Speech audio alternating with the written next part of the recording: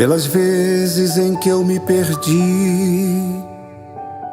e o Senhor me achou, pelos erros que eu cometi e o Senhor perdoou, pelas vezes em que me entristeci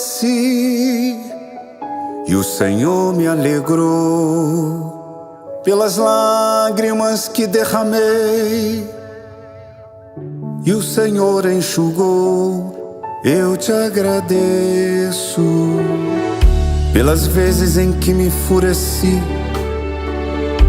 e o Senhor me acalmou,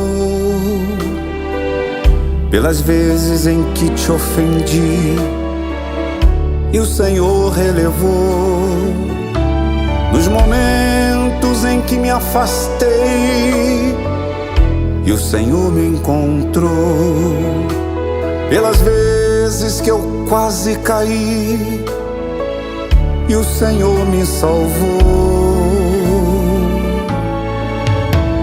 Eu te agradeço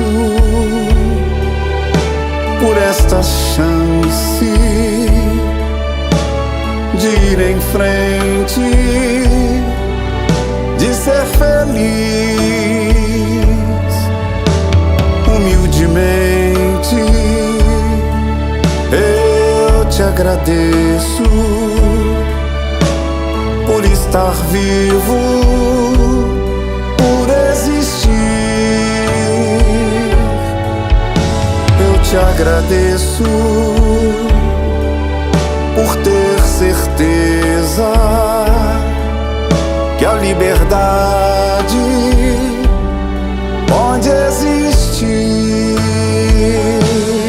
Eu te agradeço pela esperança que me dá forças de prosseguir.